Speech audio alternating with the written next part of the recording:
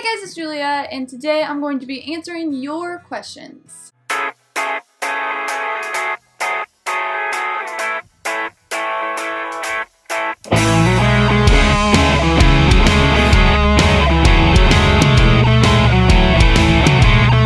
So a few weeks ago I posted that I was going to be doing a Q&A, and I finally have enough time to actually record the answers to the questions that you guys have asked me, so I'm going to go ahead and do that today. I'm going to jump right into this because I don't want it to be a 20-minute long video, but yeah, I've got quite a few questions, so let's get into them. Also, if somebody asked a question that's similar to another question, I won't go over it twice, or if I've answered a question that's in one of my previous Q&As, I won't answer it again, or I'll kind of just skim over it. Okay, so the first question is, how do you balance so much? You have a family, Bookiebox, now 2 YouTube channels. How do you do it? It's incredibly admirable and inspiring. First off, thank you so much. That is so sweet. Honestly, I don't know how I juggle it all. It's just, oftentimes I am like going crazy because I'm so stressed out with everything that I'm doing, but books are my passion and it's what I want to do for the rest of my life. So putting my all into all of this stuff that I'm doing makes me happy.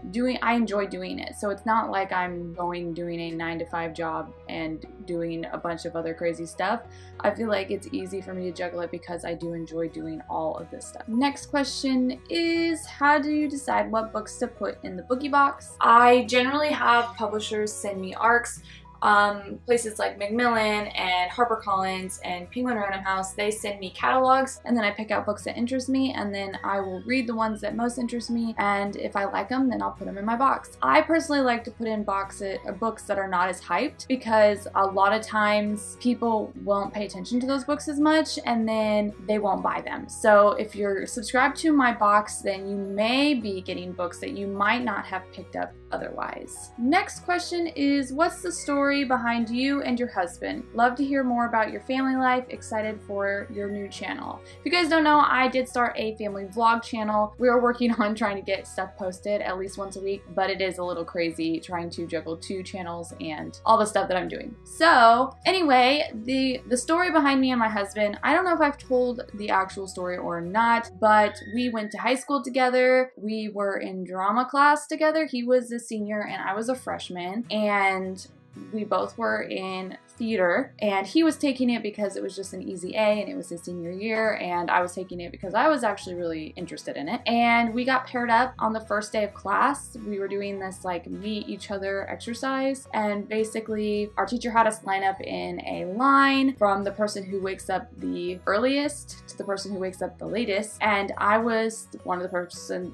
people that woke up the earliest, and my husband was one of the people who woke up the latest, and he kind of basically like smushed the line together. So me and my husband got paired up together, and it was like love at first sight for me. I was like, oh, this boy, he's so cute. He's so cute. And he was like the bad boy type, so I knew that I liked him right off the bat. It took him a little bit longer. He says he thought I was cute at first and just too young, but then I made him fall in love with me because I knew I wanted to be with him. So he was my first love and he's my only love, and I am so blessed to have him in my life, and we have grown up together, and I feel like that has made us like a really awesome couple, and we get along so well, and he's such an amazing dad and husband, and like I said, I'm blessed to have him. Also, I did want to mention too that whenever we first met, he was in a band. So the song that you hear at the beginning of my videos and the song you hear at the end of my videos were both his band whenever we were in high school. Next question is, when are we getting another baby? But no, seriously, what's going on with your book writing? I feel like I haven't heard you mention it in a while. Love you. And that was from the Bookish pen babe. I love you too. First off. Second off, we're not getting another baby because I'm done having babies. I love my babies, but I'm so busy with everything that I'm doing that I couldn't imagine having another one right now or ever, because I want to be able to go on vacations and stuff eventually. So anyway, with the book stuff, I am almost finished with my current book. I'm trying to wrap up the ending right now, but I have a couple fight scenes that I'm trying to write, and I'm having a little trouble writing them, so I'm kind of in the middle of doing some research, watching movies with different fight scenes, trying to get ideas, reading all the fight scenes I can in books that I enjoy reading and trying to get ideas from those and the different styles of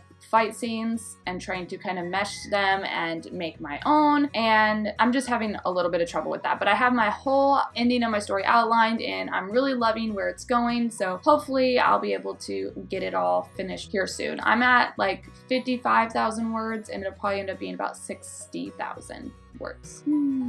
Are you doing Camp NaNoWriMo, and how would you prepare for this if you were? I'm actually not doing this round of Camp NaNoWriMo. I thought about it, but I didn't actually know.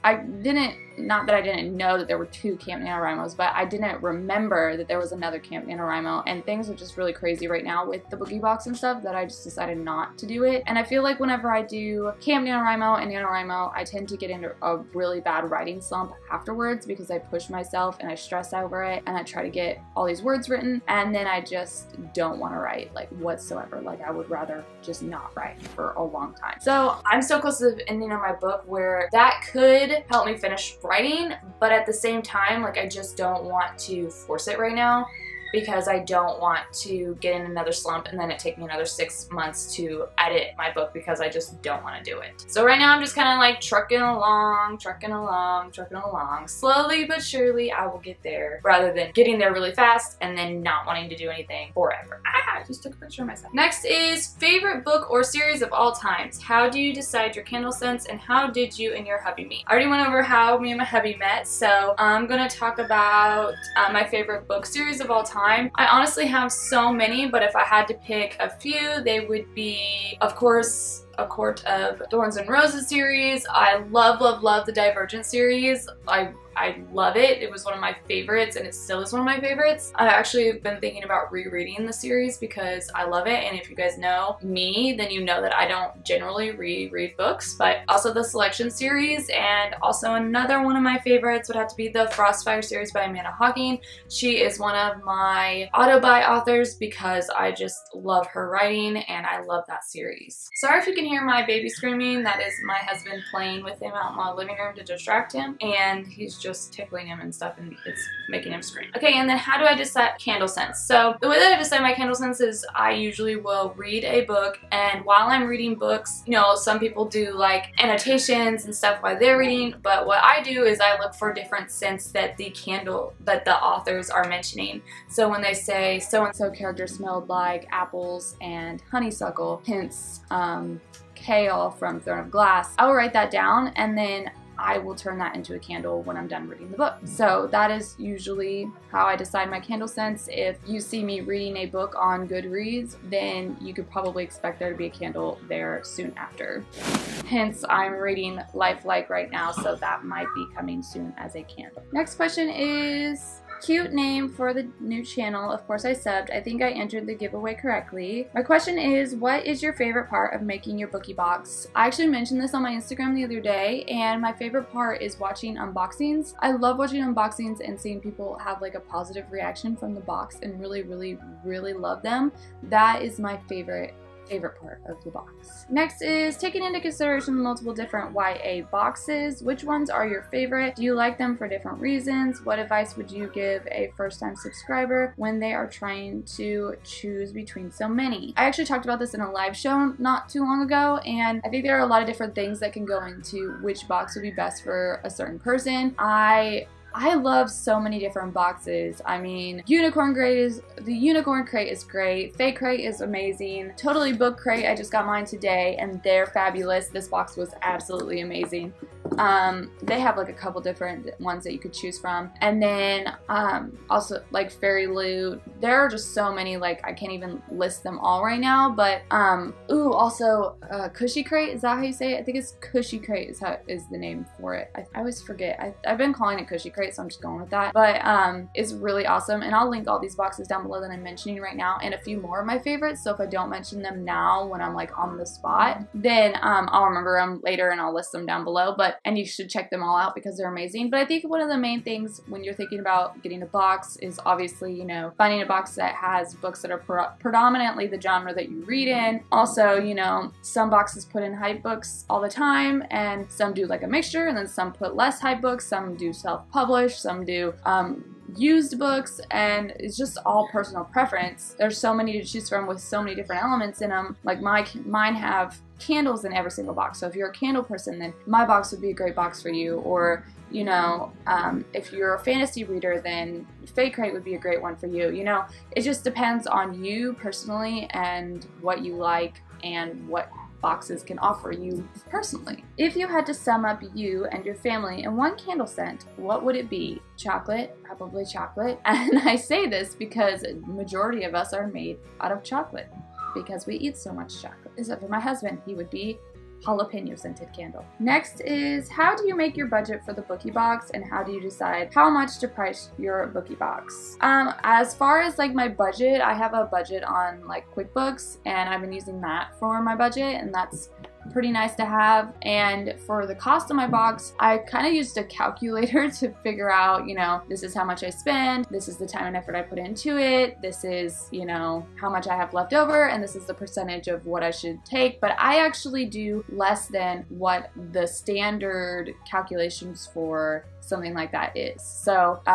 Craigjoy has a calculator that tells you what you should be charging, but I charge less because I want my box to be as affordable as possible while still having great products in it. So, what's your favorite book and why? If I had to pick one book, oh my god, there's just so many books, I don't know if I can do it. I can't do it, guys. I can't pick one book. I just can't. I read too much. I just read too much. I cannot pick my one favorite book because I have some that I love just as many as others. But if I was gonna pick one that I like recommend to people the most, it would have to be A Court of Thorns and Roses. I'm not saying that's my favorite book of all time, but it's one that I recommend most. So when people are like, what should I read? You know, what can I borrow that I can read, and what would be a good one for me to read? I always say A Court of Thorns and Roses because I feel like it's a really, like, it's a book that everybody will love. Yeah, I can't just pick one book. So I'll list off a few of my favorites though. I already said the Illuminae series, so that one, and then I love the Winter's Curse series. Oh my gosh, I don't know, that might be, I should have mentioned that with my series, but I just wasn't looking at it and wasn't thinking about it at the time.